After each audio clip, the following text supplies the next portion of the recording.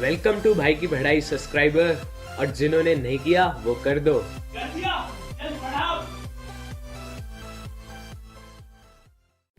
Hello, तो कैसा चल रहा है सब? उम्मीद करता हूँ सब कुछ अच्छा चल रहा होगा, और मैं आशा करता हूँ कि तुम अभी रिवीजन करने आए होगे, ना कि एग्जाम से एक रात पहले पहली बार चैप्टर को पढ़ने। चलो जो भी है, मूवी शुरू करते हैं। मूवी का नाम है पॉलिटिकल पार्टीज। तो इस चैप्टर में हम बीजेपी, कांग्रेस, इन टाइप की पार्टीज के बारे में जानेंगे, क्योंकि डेमोक्रेसी में यही पार्टीज ही होती हैं जो देश को चलाती हैं। तो पार्टी दो टाइप की होती हैं।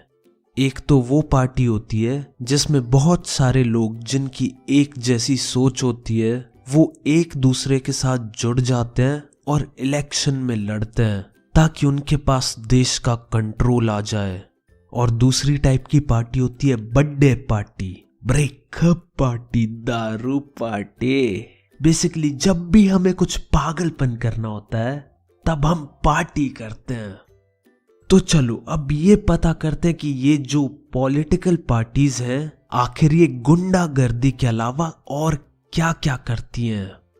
तो पहली बात तो सभी को पता होगी, ये इलेक्शंस में अपने अपने कैंडिडेट्स को खड़ा करती हैं।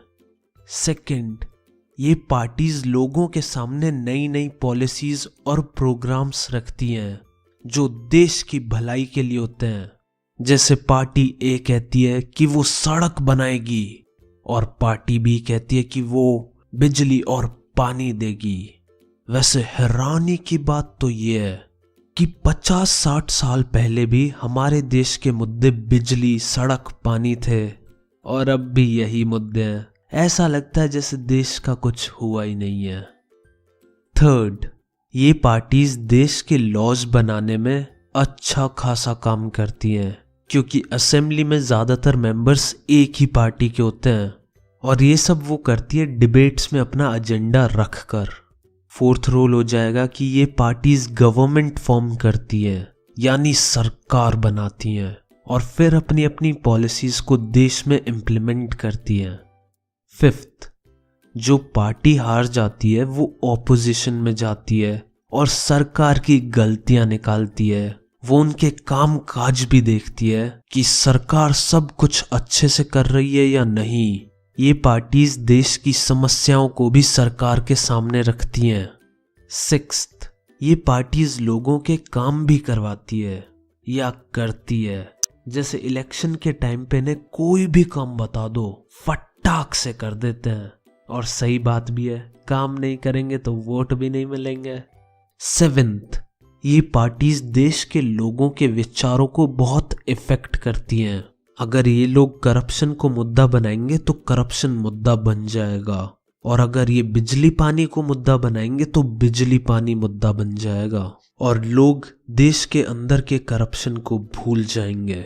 तो ये थे पॉलिटिकल पार्टीज के कुछ फंक्शंस, और तुम कोई भी 5 लिख के आ जाना एग्जाम में, लेकिन याद सातों कर लेना, कंजूसी मत करना, वरना तुम तो जानते ही हो क्या होता है। मैंने तुम्हें 7 पॉइंट्स बताए हैं, तुम एग्जाम के लिए बस 5 याद करोगे, और एग्जाम देते समय तुम्हें बस 3 याद आएंगे, और मिलेंगे बस तुम्हें 1 नंबर। फिर तुम मन ही मन एग्जामिनर को गालियां दोगे, ये 1 नंबर क्या दिया है, इसे भी रख लेता। चलो अब देखते हैं कि कैसे कैसे पार्टी सिस्टम है इस दुनिया में। तो पहला है वन पार्टी सिस्टम। इसमें देश में बस एक ही पार्टी होती है, और फिर उसी पार्टीज के कुछ कैंडिडेट्स एक सीट के लिए इलेक्शन में लड़ते हैं। तो कोई भी जीते, सरकार तो उसी पार्टी की बननी है, और ये सिस्टम चाइना में है। सेकंड टाइप है 2 पार्टी सिस्टम। इधर देश में पार्टीज तो बहुत सारी होती हैं, पर रियलिटी में सिर्फ 2 मेन पार्टीज होती हैं, और इलेक्शन में इन्हीं दोनों पार्टीज में से कोई एक पार्टी जीतती है। यूएसए और यूके में कुछ ऐसा ही सिस्टम है। तीसरा टाइप हो जाएगा मल्टी पार्टी सिस्टम। इधर बहुत सारी पार्टीज होती हैं, और इन पार्टीज में से कोई भी जीत सकता है, और इस सिस्टम का एग्जाम्पल होगा अपना भारत देश। यहाँ पर तो हम ये भी देखते हैं कि 2-4 पार्टीज एक साथ मिलके कोलिजन गवर्नमेंट भी बना लेती है अगर किसी भी पार्टी की सरकार नहीं बनती है। वैसे यार मुझे एक बात समझ नहीं आई, ये जो गरीबों के हक के लिए लड़ते हैं ये लड़ते लड़ते अमीर कैसे हो जाते हैं। तो यार इन बागड़ बिल्लों में कुछ बागड़ बिल्ले बहुत बहुत ज्यादा पॉपुलर होते हैं, तो इनको नेशनल पार्टी का दर्जा दे दिया जाता है। तो नेशनल पार्टी बनने के लिए इन्हें टोटल वोट के 6% वोट चाहिए होते हैं, या तो लोकसभा इलेक्शन में या फिर किसी भी 4 स्टेट असेंबली इलेक्शन में।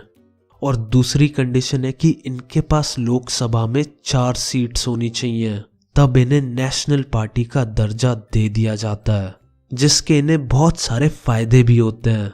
जैसे नेशनल पार्टी का स्टेटस मिलने के बाद इन्हें खुद का ऑफिस मिलता है और इन्हें एक परमानेंट सिंबल मिलता है जो कोई और पार्टी यूज नहीं कर सकती, और न जाने कितने और फायदे। इनको रिकॉग्नाइज्ड पार्टी भी कहा जाता है। और अगर स्टेट पार्टी बनने का है तो 2 कंडीशन दोबारा आ जाती हैं।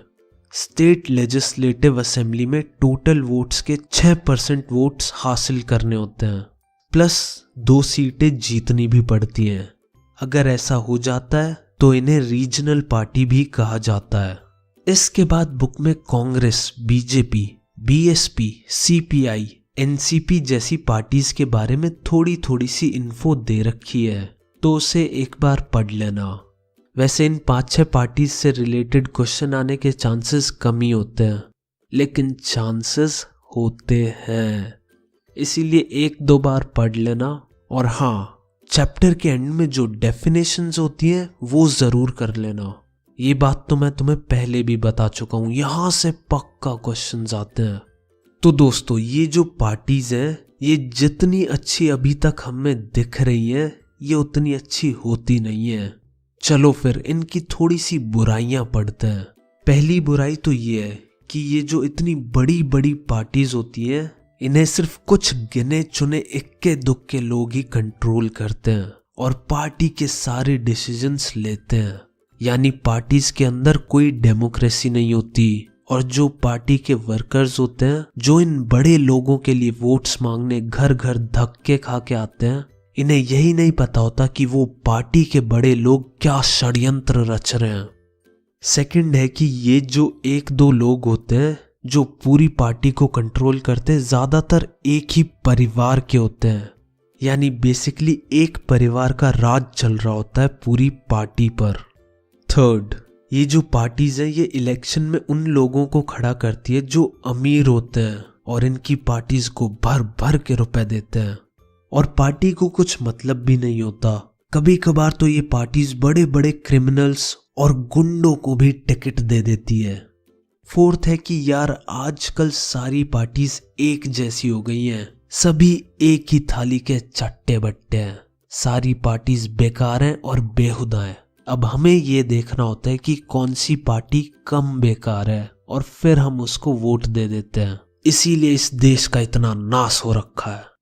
यार अगर यही सब चलता रहा तो गड़बड़ हो जाएगी, इसीलिए कुछ स्टेप्स भी लिए जाने चाहिए ताकि ये लोग सुधर जाएं। चलो अब उन स्टेप्स पर एक नजर मार लेते हैं।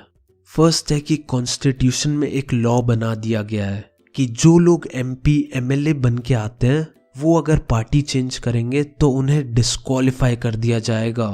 क्योंकि पहले ऐसा बहुत होता था कि लड़े एक पार्टी से, फिर जीतने के बाद दूसरी पार्टी में चले गए जिनकी सरकार बनी होती है, ताकि वो उस पार्टी में जाके मिनिस्टर वगैरह बन जाए और उनके पास ज्यादा पावर आ जाए।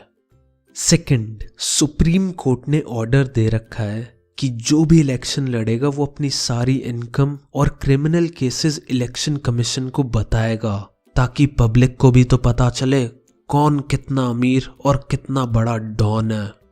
थर्ड, इलेक्शन कमीशन ने भी ऑर्डर पास कर रखा है कि जितनी भी पार्टीज की टॉप पोस्ट है उनके लिए पार्टीज के अंदर इलेक्शन होंगे जिसमें पार्टी के सारे मेंबर्स वोट करेंगे। लेकिन असलियत में ये इलेक्शन बस एक फॉर्मेलिटी टाइप ही होती है, हर बार उसी परिवार के मेंबर्स ही जीत जाते हैं। तो ये स्टेप्स लिए गए हैं, लेकिन इन स्टेप से ये लोग सुधरने वाले नहीं है। तो अब हमें और क्या क्या करना चाहिए ताकि इनकी मुड़ी हुई पूंछ सीधी हो जाए?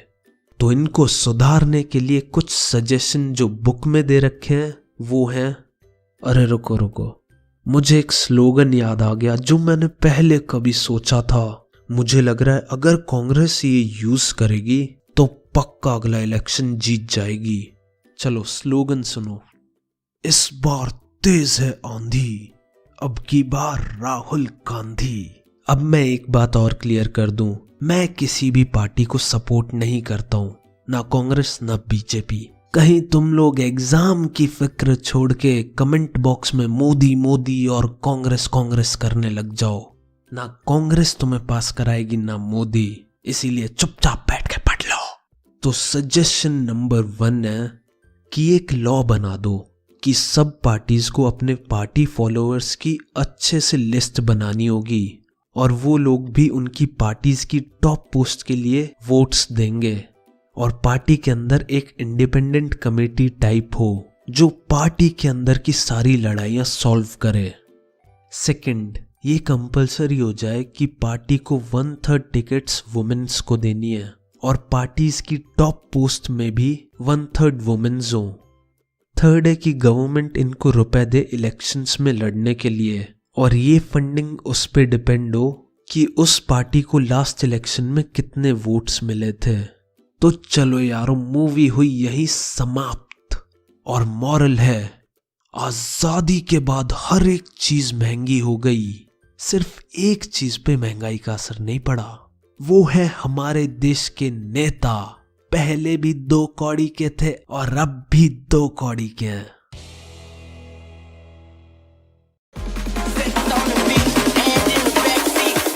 Could be us. So back to what I was saying. Could be us.